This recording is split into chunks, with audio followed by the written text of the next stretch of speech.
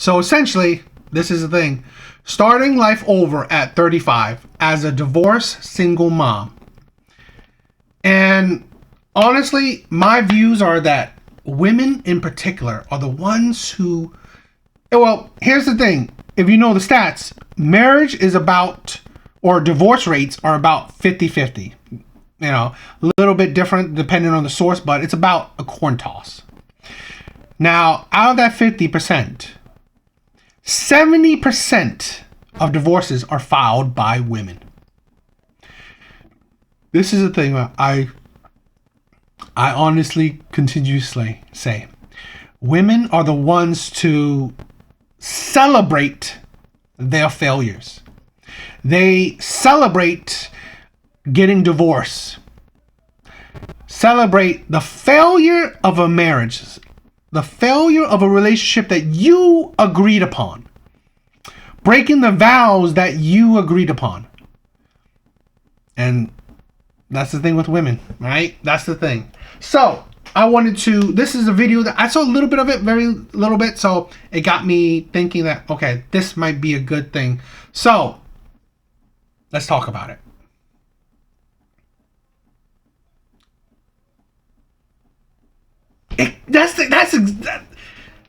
Yo, Mrs. Smith, you are going too fast. I will be talking about that stuff. I will be talking about that, right? How it's the men put in effort in relationships, in boyfriend and girlfriend relationships, in marriages.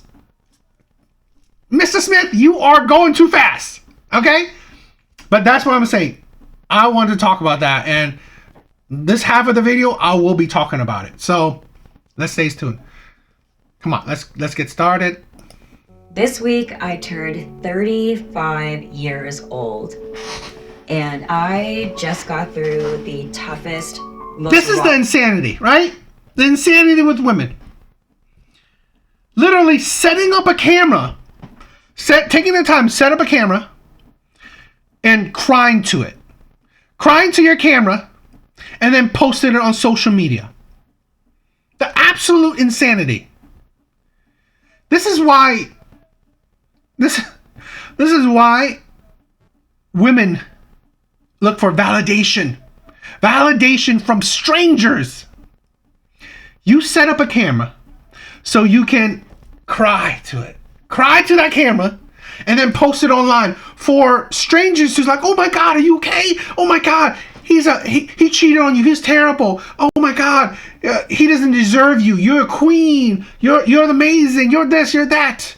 The absolute disgustingness of it. That, in my opinion, is disgusting. You are milking something that's supposedly a sad situation. You're milking it to get validation. And that's why I do not trust women's emotions. Their so-called sadness, their so-called situation. Right? Oh my God, I left him because... Blah, blah, blah, blah. Really? Really? Or were you just too unstable? Were you just... He required effort from you and you didn't want to do it anymore. Bottom years of my entire life.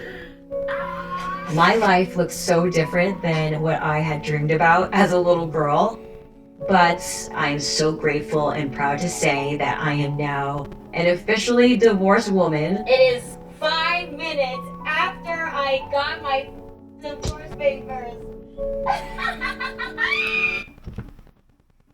See, that's the thing. Celebrating the failure of a marriage. Celebrating a failure of something you chose. That you signed the paper. That you agreed. That's why I said, right? Vows mean nothing. Vows mean nothing. I do not respect anybody who decided to take on responsibilities, right? To vowed, I will be loyal to you. I will be there with you through thick and thin. I do not respect anybody who say I will be there with you through thick and thin. Loyalty. And then celebrate the fact that They're not doing that. Celebrated that they broke that vow. They broke those promises. Celebrated that they failed. That, fine. They picked the wrong man. They promised commitment to a man that they supposedly love, yet they picked the wrong man. This is the insanity of it, right? The insanity of this. That women always think that, okay, you spend years with a man, he then proposes to you, then you spend a little bit more time with him, and then you get married to him, and then you spend a little more time with him, and then suddenly he's the wrong man. This is why I can't trust a lot of these things, right? And the celebration of it, it's disgusting to me. It's absolutely disgusting to me to absolutely love the failure of your relationship, to be happy about it, to be happy that you left them. You are leaving a man that you were committed to. You're supposed to be committed to, that you were to be there through thick and thin. And this is why a lot of men nowadays, one of the reasons why a lot of men are really dejected about marriage is that you can't even trust a woman to be there for you. A proud single mother. Being proud to be a single mom too. Insanity.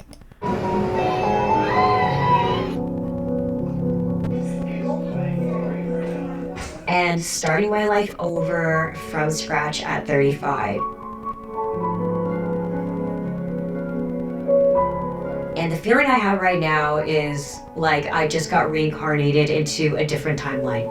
Like I just completed such a distinct life cycle, and now I'm like a newborn baby with a blank canvas. The world is my oyster. I get to figure it out all over again. So today's video is not only my reintroduction, but I want to document this new phase of my life. I've already been on the internet for 13 years now, and now this next phase is gonna be so bomb. I'm really excited. And for anyone of you out there that have invested so much of your life and time into something like a relationship or a vision or a path, and it's not working for you, and you feel so empty in life and you don't feel like you can start over, or maybe you feel like you don't deserve to have the best life possible, where you're waking up every day with excitement and like joy of being yourself and experiencing life. I was that person, and you are not alone. I want to share my story today, not only for my freedom and release, but maybe it can resonate with you too.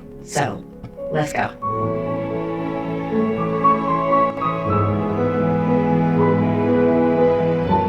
I'm gonna start the story in 2011. That is when I uploaded my first YouTube video. And the reason why it's a little trippy for me is because from that video, 22 years old, I was in college all the way until now at 35 years old. That was an entire cycle of being in the same relationship. And this is where I'm gonna give my younger self a lot of compassion. But I had a very specific life path that I had chosen for myself. And those 13 years was me just building up and upping the ante, climbing this mountain of what I thought was the pinnacle of happiness and success in my life. And ever since I can remember, as like my youngest memories, I always had this deep need to be accepted. And that got expressed in me as being like a perfectionist. Like I can never just be myself. I mean, I am an Asian woman. I don't think we need to crunch the numbers so hard on where that comes from, but this is not about a blame game for my family or anything. Unfortunately, I never asked myself ever what I truly wanted to do. So I ended up following a very safe life path. So if you're new here, at 22, I graduated from UT Austin, graduated with an accounting degree, which I didn't want to do, and got a corporate job right out of college. I had met the person that I was going to marry, got married by 25 years old, quit my corporate job, and became a full-time entrepreneur, content creator at 28. And by the time I was 30, I had the 6 figures I demanded of myself, and I didn't just buy one home, I built my third home. I mean, I needed to flex so hard to prove something. Every time I reached each milestone of a... I do want to talk about this. This is the danger, right? The danger of a lot of modern day women. as women upgrade in life, imagine the part they will also want to upgrade is men. Here's the thing where she got married at 25. The man that she chose to marry, the man that she supposedly loved, was the man that she saw fit for her. Right? The man that she saw fit for her. But as women will upgrade in life, right? Money, status, whatever. It's the man that does not fit that upgrading. Because all these things have changed, right? She got more, she became more wealthy. She became more, I guess, successful, whatever. It's the man that she sees as below her. She sees as this man as not as valuable as he once was when she was 25. This man is not part of her perfect picture. Right? This is the thing with a lot of relationships. And the danger, okay, the danger of women. Because if women see you as below her, any way possible, money, looks, I don't know, clout, whatever, she will look to upgrade. She will look at, this is the problem with a lot of modern day women. Average women do not like average men. So here's a woman that's successful in her career, right? Well, this man that she married better be better, right? He better be more successful. He better make more money than her. This is the thing. He needs to be better than her. Because if he's not, she will see that, hey, my life is getting better. Why am I with a man that doesn't fit that better? That fit that upgrade of life? And then what's that lead to? Divorce. That leads to her finding herself. Her seeing that you don't fit that life anymore. Fit her life anymore. That is the danger. And that is honestly a lot of divorces that we don't hear, right? We don't hear this about. Where women leave men because they see men as below them. They see men as not perfect, don't fit a better lifestyle that they want. Not because men cheat. No. Don't believe that book. I'm not saying that it doesn't happen. But honestly, I honestly believe a good chunk, if not majority, is just women don't see that these men that at 25, at 22, whatever, see these men that they married at those young age fit now maybe their upgraded life or a life that they do want to upgrade. So what happens? They leave these men looking for upgraded men or thinking that why would I do, if I'm doing good on my own, why do I need to continue with this guy? Rival and success. And I absolutely detest when women say, we grew apart. I fell out of love. Really? Really? After years of being with somebody, having kids with someone, now you grew apart. It's like the man hasn't changed. Men don't really change that much, right? Men are you, and here's my opinion, right? In my relationships, usually I tell my partner, I will be the man that I am at the beginning of the relationship, the same as towards the end. Who usually changed in that relationship? Women. No, it's not that we grew apart, is that women just don't see the men as valuable anymore, as worthwhile anymore.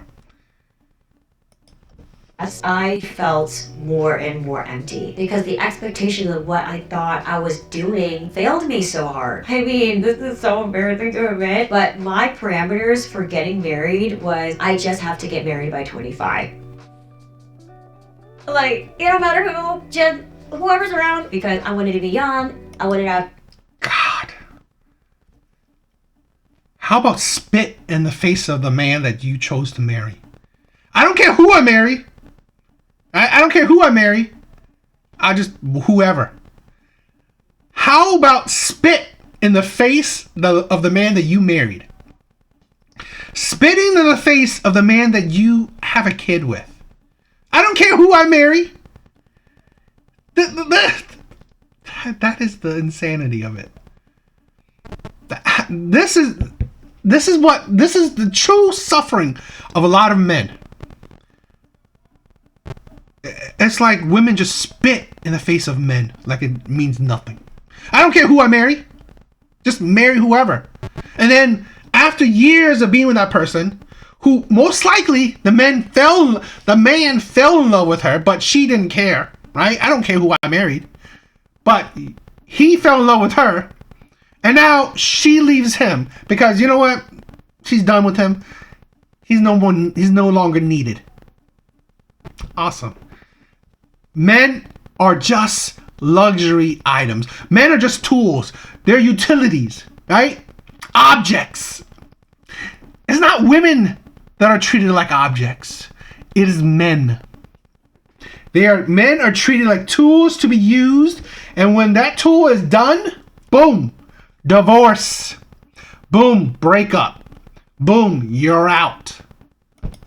5 or 6 years before I had my kids, I thought that you're supposed to get married, that a woman just can't do it on her own. You're supposed to be in a couple, like a life decision like that was trivialized as like a checkbox that I needed to check. And seriously, like for who? Like I'm the one that has to spend my life with this person. I thought I was creating this perfect life that was perfectly timed, and what I was really creating was a prison. And I neglected the most important thing, which is myself. What the hell do I want to do in life? I never prioritize happiness. I never prioritize life purpose. I never prioritize fulfillment. I just did not have the mindset to pursue a happy life. I was only concerned about the outward perception of what you should do and what is deemed as successful in society or what my parents would think of me. Like, it's a very empty way of living. But I did it, and I am grateful for all those lessons now. So fast forwarding to when I hit my 30s, 5 years ago, I started to question. I was like, damn, okay, I did all the check boxes. What am I supposed to do now? Retire? How can I have achieved so much? And I can't even answer a simple question of who is Erica? Like, it was like I had completely abandoned myself, and I was in a relationship that was so freaking wrong and toxic and did not serve me. There's no guilt or shame or anything with my ex. It's just when you get married so young and you didn't know yourself then, and then you evolve into a completely different person and you wake up and you're like, what cage should I just build for myself? I got a lot of questions about this when I first announced my divorce, so I want to clarify it now. It got to a point where, trying therapy, all of that, and I was like, okay, am I going to give this another 5 to 10 years or am I going to bounce out? And I was crippled with so much shame, so much judgment. I literally built my entire identity on being a wife and being married and having all the things. I'm like, how do I get out of this? This is so embarrassing. But if you're not living an authentic life, that void has to keep being filled with materialistic external shit. So I was like, okay, like if I stay in this fake ass life, it's also gonna be empty because you have to keep it up. But behind the scenes, I was deeply, deeply struggling. And in the middle of all of this rock bottom spiraling, something incredible happened. Despite being diagnosed at 23 years old with a condition called uterus didelphys, which means I have 2 uteruses and also have 2 cervixes, and also have 12 toes, but that is a different story for a different video. I was told in my early 20s that I would never bear my own children. I didn't think it was gonna happen, but of course, as God and the universe and life happens and unfolds in ways that we don't understand, I was given this amazing gift of my son to balance relationship issues with being pregnant, and I had a high-risk pregnancy. I was on bed rest at 24 weeks, and it was in the middle of COVID. Those are so rough-ass times. I went into early labor, and then comes February 20th, and my son is born. That day truly changed my life. When the doctors put my son on my chest, and I heard his cry for the first time, It was like, I had no idea how beautiful life can be. Like, I didn't know love could exist that great. And it was like, That's, you know, here's the thing, right? Having children is amazing, right? Having children is amazing. But to say that I can't believe I don't know love could be that great. All the things she said that her relationship was toxic. I can tell you this. The person that was toxic was her. The person that was toxic was her. Women don't understand the shit that they do. Right? Because she, and this is an assumption. I'm assuming, okay? I'm assuming shit. But I am assuming that she's the one who's been toxic. Because, why? Because you can tell the things that she says, how she viewed her ex. How she viewed her ex-husband. She didn't love the man. She didn't love the man. So, imagine that. I guarantee you that man got no to very little loving. Very little affection from this woman. I guarantee you that. So, hypothetical assumption, maybe a sexless relationship. Okay? A relationship that she was continuously selfish about. Her. Me. Okay? I need to find myself. I need to do things for myself. I need to make myself happy. I need to da. That's the thing, right? That's the thing where I guarantee you her ex wanted to make this work. In my opinion, because most of the time, men wanted to work because men do not like the failure of a divorce. Men are not. Divorce is a failure. Men in general, do not want failures. They don't want to know that I failed at this. I failed at that. I failed at this. That is debilitating for a lot of men. Men like success, right? Success, happiness, being successful. Divorce is a failure. So a lot of times men will work on it. Men will sacrifice their feelings, their own happiness, hopefully for the success of something that's not about them. It's not about him, right? He wanted success of his family. He wanted to stick together for his child, for his wife, right? For his family. Her, she only cared about herself. She could, as crazy as she said, right? I never knew so much love from my child, right? The born of her son. She didn't care that now her son is going to be born into a broken family. This woman is 30. She wasn't 20. Right? So the amount of selfishness at such a later age, it's kind of stupid for me. It's kind of stupid to me. Plus, you were married to the man. You chose that. This is the thing where this is the absolute selfishness of modern day women. They care nothing but themselves. oh my God, my entire world is not me anymore. And my suffering, it's my child. Like, the stakes got so high at that point. It's not just about my life, it's about my son.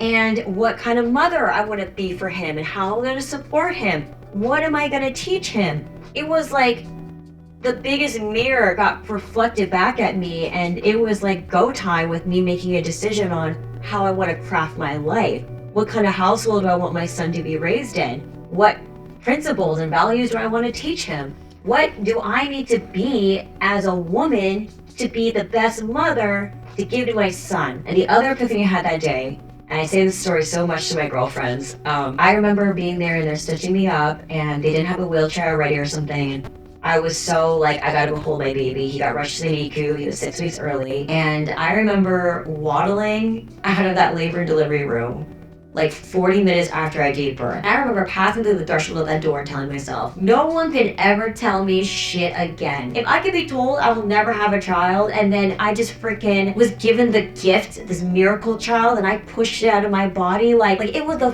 first drip of empowerment I ever tasted. And damn, it's time to shape up and figure out where you want to go now. So we moved into that big house that you guys have seen after birth, and of course things did not get better. Like, if you have relationship issues before the baby, they just get worse after the baby. It's true. As a mother, you have such a different lens now. And I really felt like I was in a position where I had to choose my marriage or I had to choose my baby. It was really difficult to try to keep up. What? Did she just say she had to choose her marriage or her baby? Is that that man's child? The most absurd thing I've ever heard, or at least one of them. She just said, I had to choose between my marriage or my baby. What? Make it make sense. How? What? Being the best mother I could be, especially to a preemie child, dealing with your own postpartum, your own crazy hormones. I was breastfeeding. I was trying to heal myself because I just had this existential awareness to level up who I was as a human to show up for my son. Then you have this dying relationship and marriage that you're keeping secret, which takes pretty much all of your energy. And then this image of being a wife and upholding, all the duties that come with that. And I have my own career, and my career involves being in front of the camera. So just the weight of everything that was secretly going on, with the fact that it was hindrance on me showing up smiling for the camera. And I remember specifically the moment where I was like, oh, okay. Like, it connected my body and spirit that it's over. I remember being on my hands and knees and I was crying, just like the 1,000,000 umpteenth tear. And I said out loud, I would rather die alone than be in this marriage one more day. And I was like, oh, yeah, it's time. I let go. That's the decision. How do I not share details while also not sugarcoating? If the years leading up to the decision to break up, like those 3 years of decision making and stress and emotions and will I and should I and becoming a mom and COVID, if all of that was like a rowboat, the past 2 years of the actual divorce was like the Titanic times 10. But let me tell you just the most important part, which is what the divorce did to me. Being under that much emotional distress and physical, it sounds so insane now to say it this way, but there was days like I didn't think I was gonna make it. Which is insane because a divorce is gonna end eventually, but when you're in it, and anyone else has been through a rough divorce can probably relate, it really feels like the end of the world. Like, it feels like I can make a whole video series about surviving a divorce, but I completely transformed as a woman. It forced me to level up with skills that I never even had before. John Pompiani has one of my best phrases, and it's like, it's not what you do to get through the divorce, it's who you have to become to get through the divorce. Well, I mean, God, the legal system, to have all those dynamics going in a container that you have freaking no control over is devastating. But especially for the questions I get about if I made the right decision or not, even in the lowest pits, and there were many of the entire journey, never once did I question that I was making the right decision. So it was never about, oh, am I doing the right thing? It was only a matter of surviving the storm. The crazy thing about a divorce is at the very beginning, you have your tangibles, your intangibles, okay? You've got all the stuff. You've got your joint finances, you got your home, you got your car, you got all the material shit that you think you care about, okay? And then you have the intangibles, like your peace, your harmony, your new life, your freedom, your self-worth, your self-love. And in the beginning, it's like you're just fighting over this shit. I started to realize, oh my God, this is the only thing that mattered. I looked at my ass a couple years ago where She didn't explain shit. it's like, what? I mean, it's like she didn't explain crap.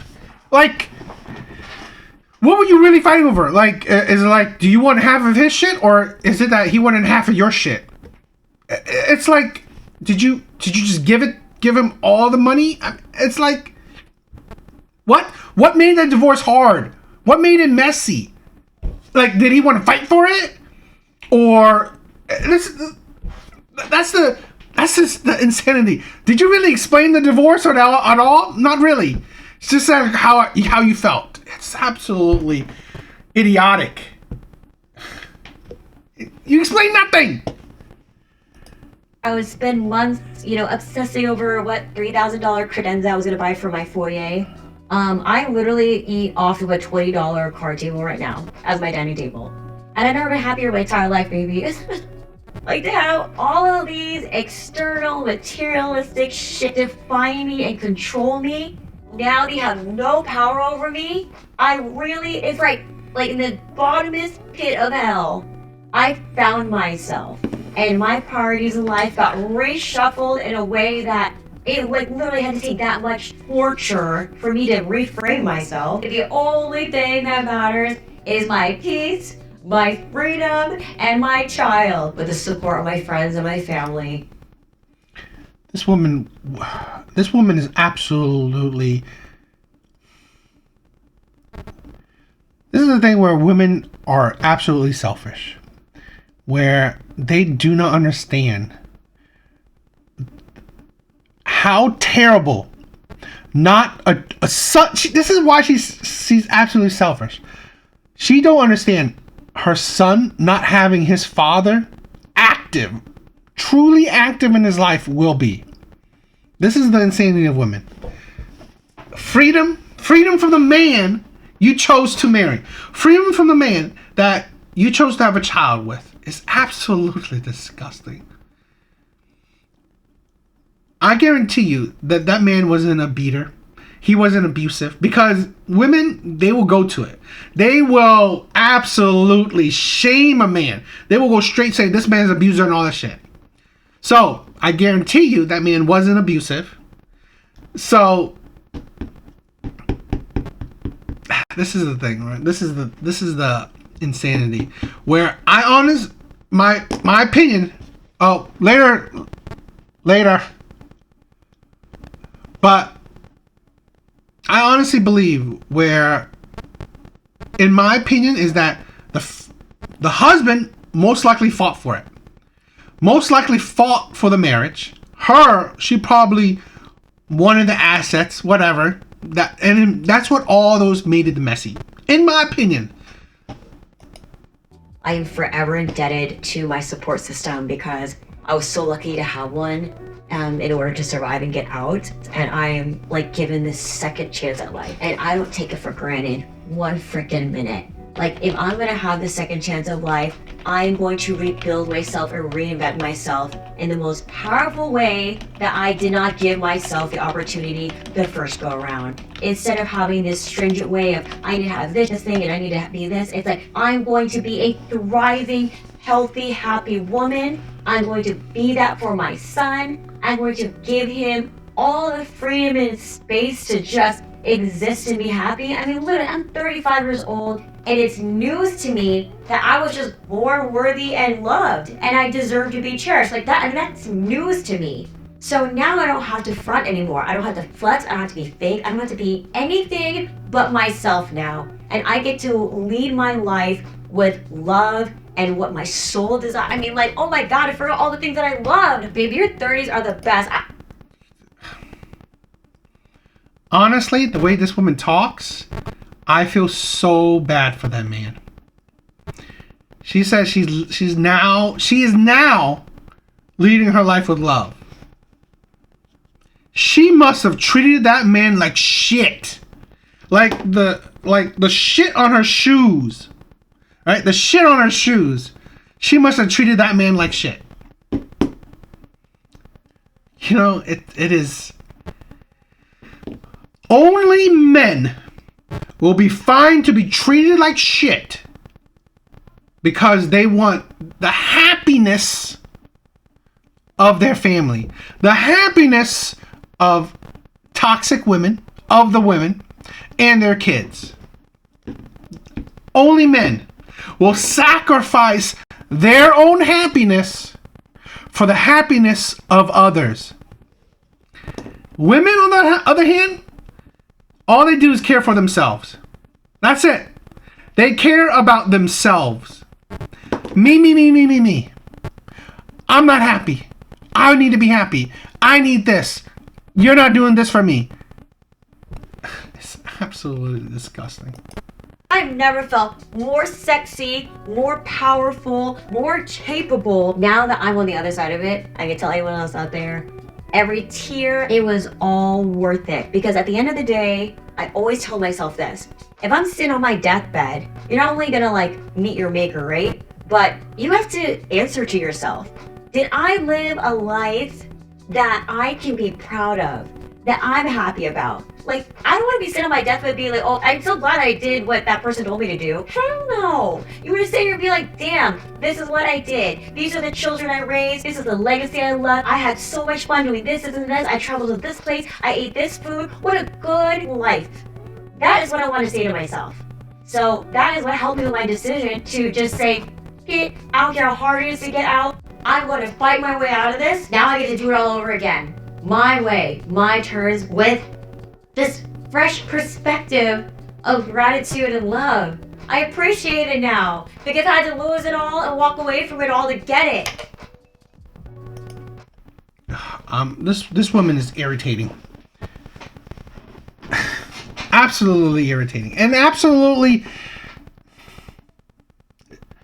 this is disgusting, right? This is the life of a lot of men. And other men see the life of other men, right? How women will marry you even if they don't love you. Women will use you for whatever, plan they have. This is the thing, right? This is the thing where only men know the true meaning of loneliness. Here's a man that married a woman that he loved. While that woman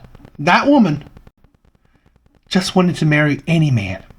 She didn't care what man she married, right?